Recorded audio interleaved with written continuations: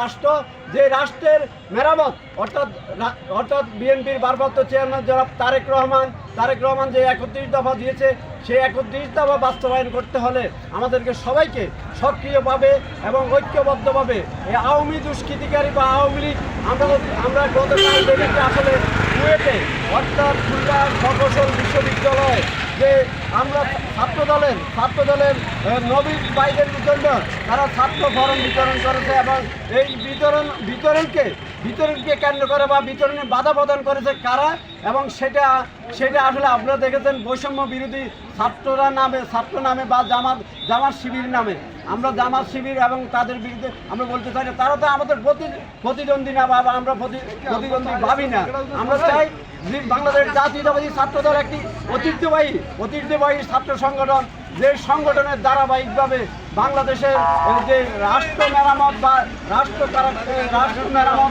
মেরামত সেই মেরামতে তাদের অগ্রণী ভূমিকা আছে। অতীতের ইতিহাস থেকে আমরা অনেক শিক্ষা নিয়েছি এবং সেটা আমরা দেখেছি। বাংলাদেশ জাতীয়তাবাদী ছাত্র দল অর্থাৎ অঙ্গ সহযোগী সংগঠনের নেতাকর্মীরা কিন্তু অনেক সহনশীল এবং ধৈর্যশীল, এবং তারা ধৈর্যের বাঁধ ভেঙে দিবেন না। আমরা চাই, আমরাও পারি সব কিছু আপনাদের মুখোশ উন্মোচন করতে, আপনাদের অতীতের ইতিহাস। এবং আমরা 2024 সালে যে ইতিহাস, সেই ইতিহাস কিন্তু একদিনই সৃষ্টি হয় না।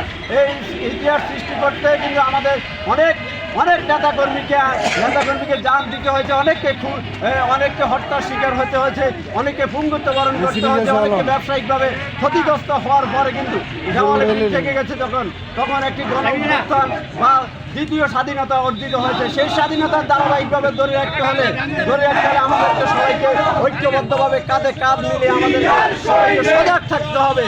এই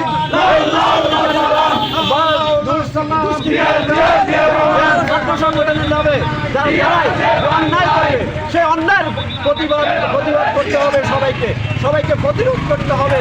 আজকে আমরা দেখেছি যখন বাংলাদেশের বিএনপির বিকল্প কোনো রাজনৈতিক দল নেই, তখন এক একবার ষড়যন্ত্র করে তারা বিএনপির বিরুদ্ধে বা বিএনপির ভাবমূর্তি ক্ষুণ্ণ করার জন্য বিভিন্ন পাড়া বলা বা বিভিন্নভাবে তারা দখলবাজি, চাঁদাবাজি এবং দুর্নীতিতে ভরপুর লোকদেরকে আবার পুনর্বাসন করার জন্য তারা চেষ্টায় লিপ্ত। অতএব আমাদের স্পষ্ট দাবি, এবং আমরা বলতে চাই আজকে বাংলাদেশের ইতিহাসে সবচেয়ে নির্যাতিত এবং নিপীড়িত দল হচ্ছে বিএনপি। যেই দলের নেতৃত্ব দিচ্ছে বেগম খালেদা জিয়া এবং বিএনপির ভারপ্রাপ্ত চেয়ারম্যান জনাব তারেক রহমান, এবং তারেক রহমানের যে বার্তা, যারা তারেক রহমানের বার্তাকে উপেক্ষা করবে তাদের বিএনপি করার কোনো অধিকার নেই। আমরা দেখেছি বাংলাদেশের সবচেয়ে যারা দায়িত্বশীল বিভিন্ন অঙ্গ সহযোগী সংগঠন, তারা কিন্তু চাঁদাবাজিতে নাই, তারা কিন্তু দখলবাজিতে নাই, তারা কিন্তু অন্যায় অত্যাচারে চক্রবাজিতে নেই। আমরা দেখেছি আমাদের উপর ভর করে বিএনপি সহ বিভিন্ন সংগঠনগুলো আমাদের উপর ভর করে দেখা গেছে বিএনপির ভাবমূর্তি ক্ষুণ্ণ করার জন্য বা বিএনপির ভারপ্রাপ্ত চেয়ারম্যান জনাব তারেক রহমানের বক্তব্যকে বিখণ্ডিত করে তার রাজনৈতিকভাবে তারা ফায়দা লুটার চেষ্টা করছে। আমরা বৈষম্য বিরোধী ছাত্র সংগঠন হোক আর জামাত শিবির হোক, যেই কেউ হোক, আমরা কঠিনভাবে তাদেরকে প্রতিহত করব যদি আর বেশি বাড়াবাড়ি করে।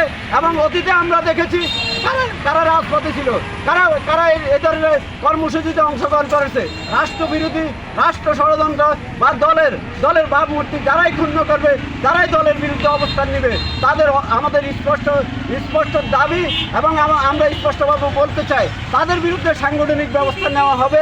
এবং তাদেরকে সাংগঠনিকভাবে অতীতে আপনারা দেখেছেন আমাদের 5 আগস্টের পরে বিএনপি যেই নেতার বিরুদ্ধে অভিযোগ হয়ে এসেছে, আমাদের ভারপ্রাপ্ত চেয়ারম্যান জনাব তারেক রহমান বিভিন্নভাবে তাদেরকে দল থেকে বহিষ্কার করা হয়েছে, তাদেরকে শোকজ করা হয়েছে,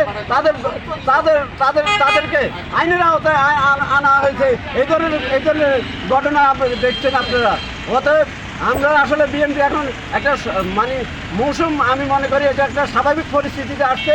এই বিএনপিকে আগলে ধরেছেন আমাদের প্রিয় নেতা জনাব তারেক রহমান, এবং তারেক রহমানের নির্দেশ অমান্য করবে, তারেক রহমানকে ছোট করবে, বা তারেক রহমানের যে নেতৃত্ব, সেই নেতৃত্বকে কেউ যদি বিতর্কিত করতে চায় তার বিরুদ্ধে সাংগঠনিক ব্যবস্থা নেওয়া হবে তৃণমূল থেকে শীর্ষ পর্যায় পর্যন্ত। আজকে নোয়াখালী যে বিশাল সমাবেশ, সেই সমাবেশে জনগণ যে অতীতে সভা সেমিনারে আসতে পারেনি তার বই প্রকাশ আমি মনে করি। বিএনপিতে একটি জনপ্রিয় এবং সর্ববৃহৎ রাজনৈতিক দল, এবং এই দলের নেতৃত্ব হচ্ছে সবচেয়ে মানুষের অধিকার সংরক্ষণ করা। আজকে মানুষ যদি তাদের অধিকার হারিয়ে ফেলে, আজকে দেখেছেন বিগত সময় ভোটাধিকার কীভাবে হরণ করেছে, কিভাবে মানুষের মানব অধিকার লঙ্ঘন করেছে, কিভাবে মানুষকে গুম করেছে, কিভাবে মানুষের গছ ছাড়া বাড়ি ছাড়া করেছে, সেটা আমরা আর পুনরাবৃত্তি দেখতে চাই না। আমরা চাই একটি আদর্শিক এবং একটি রাষ্ট্র মেরামত, সেই মেরামতে ইসলামী মূল্যবোধ এবং জাতীয়তাবাদী শক্তি সংগঠিত হয়ে এইসব অন্যায় অত্যাচারের বিরুদ্ধে আমাদেরকে অবশ্যই রুখে দাঁড়াতে হবে। সবাইকে ধন্যবাদ।